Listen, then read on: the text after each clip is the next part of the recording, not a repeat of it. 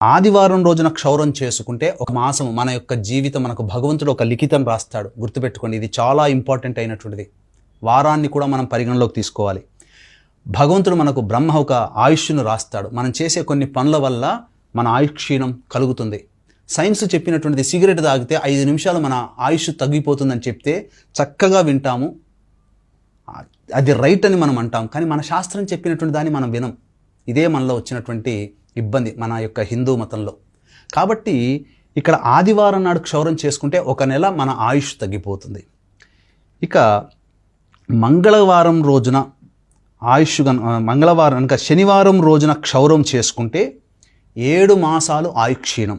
మంగళవారం రోజున క్షౌరం చేసుకుంటే 8 మాసాలు మన ఆయుష్ తగ్గుతుంది.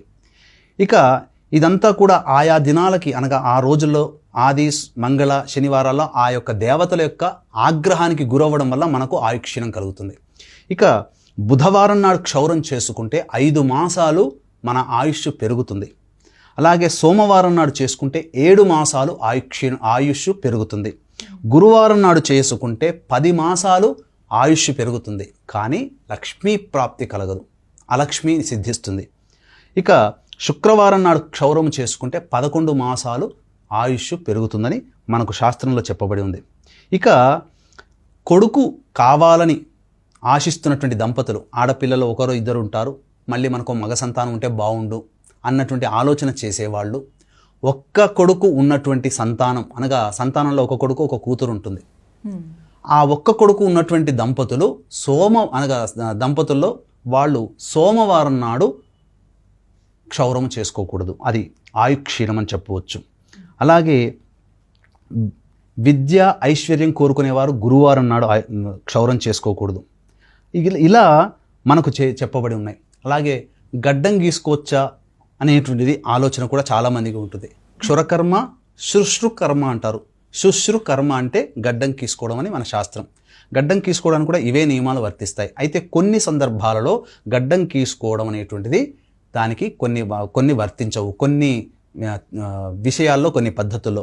ఏ విధంగానంటే ఇక్కడ మనం గమనించుకుంటే ప్రభుత్వ ఉద్యోగి అనగా ఉద్యోగం చేసేవాడికి ఈ చెప్పినటువంటి పైన విషయాల్లో గడ్డం గీసుకోవడంలో తప్పు లేదు. ఎందుకంటే ప్రతిరోజు ఉద్యోగ అనుసరణ చేసి దాని ప్రకారం మనం ఉండాలి. కాబట్టి రాజు దగ్గర ఉద్యోగం, రాజు అనంటే ఇప్పుడు మనం ప్రభుత్వం అని చెప్పవచ్చు, లేదా మనం ఎక్కడ ప్రైవేటు ఉద్యోగం చేస్తున్నా ఆ ప్రైవేటు ఉద్యోగస్తులు ఇప్పుడు ఇంతకుముందు చెప్పినటువంటి తిథి వార నక్షత్ర నియమాలలో ఉన్నప్పుడు అవి పాటించాల్సిన అవసరం లేదు, గడ్డం గీసుకోవడానికి మాత్రమే అని చెప్పవచ్చు. అలాగే గురువుగారు, తెలియక ఇప్పటివరకు ఇలా క్షౌరం చేసుకున్న వాళ్ళు, తప్పని పరిస్థితుల్లో చేసుకుంటున్న వారికి తరుణోపాయం ఏమన్నా ఉందంటారా? శాస్త్రం ఎప్పుడు కూడా గమనించాల్సింది, వీక్షించేటువంటి సుమన్ టీవీ ప్రేక్షకులు కూడా ఎప్పుడు కూడా మనిషి యొక్క అభ్యున్నతిని కోరుకుంటుంది శాస్త్రం. అయితే నిష్కర్షగా నిష్కల్మషంగా ఈ విధంగా చేసుకోండి అని చెప్పేది శాస్త్రం. అయితే ఆ శాస్త్రంలో ప్రతి మానవుడు ఇప్పుడున్నటువంటి కలియుగంలో అన్ని నియమాలు ఆచరించేటువంటి స్థితి ప్రతి మానవుడికి ఉండదు. కొన్నిసార్లు నియమాలు తప్పేటువంటి అవకాశాలు ఉంటుంది. ఎందుకంటే కలి ప్రభావం ఇది. సత్యసంధతగా ఉండేటువంటి త్రేత కృతయుగంలో లాగా మానవులు లేం కదా. మనం పొద్దున్న లేస్తే ఎన్నో ఇబ్బందులతో మన జీవితం ప్రారంభమవుతుంది, ఎన్నో అబద్ధాలతో మన జీవితం ముగుస్తుంది. కాబట్టి ఇందులోనైనప్పటికీ కూడా కొన్ని అవసరాలు మనకుంటాయి, తప్పదు.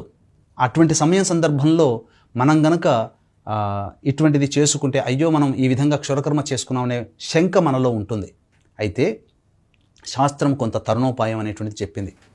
ఈ క్షురకర్మ చేసిన తర్వాత, స్నానం చేసిన తర్వాత దాన్ని ఏ విధంగా, దానికి తరుణోపాయం ఏంటి అనేటువంటి విషయాన్ని మనం తెలుసుకునే ముందర ఇక్కడ చాలామంది క్షురకర్మ చేసుకుని వచ్చిన తర్వాత స్నానం ఖచ్చితంగా చేయాలండి.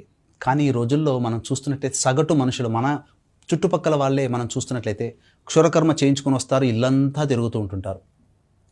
క్షురకర్మ చేసుకుని వచ్చిన తర్వాత, ఆ క్షురకర్మ జరిగిన తర్వాత మన తలలో కొన్ని కటింగ్ అయినటువంటి వెంట్రుకలు ఉంటాయి. స్నానం చేసేటప్పుడు కింద పడుతూ ఉంటే అయ్యో ఇంత కటింగ్లో ఇంకా మిగిలిపోయిందని మనం చూస్తుంటాం.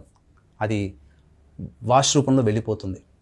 కానీ ఇక్కడ గమనించాల్సింది ఏంటంటే, ఒక రాగి తీగకి ఎంత బలం ఉంటుందో కటింగ్ చేసిన తర్వాత ముక్కలుగా ఉన్నటువంటి ఆ వెంట్రుకకి అంత బలం ఉంటుంది. పొరపాటు తెలిసో తెలియకో మనం తినే పదార్థాల్లో ఏదైనా కలిసినా, లేదా పిల్లలకి ఏదన్నా కానీ తెలిసో తెలియక, చిన్నపిల్లలు చంటి పిల్లలు ఉంటారండి, వాళ్ళకి ఏదైనా శరీరం మీద పడి వాళ్ళు తెలియక ప్రతిదీ నోట్లో పెట్టుకుంటారు. ఏదైనా వస్తువు మీద పడ్డదాన్ని వాళ్ళు నోట్లో పెట్టుకున్నారు అనుకోని, ఆ నోట్లతో పాటు వెంట్రుక లోపలికి వెళ్ళిపోతుంది, గుండెకి రంధ్రాలు అవుతాయి. అది చాలా ప్రమాదము. అందుకనే ఎవరిని తాకకుండా వెళ్ళి అభ్యంగన స్నానం చేసి ఇంట్లోకి రండి అని చెప్పే కారణం ఇది.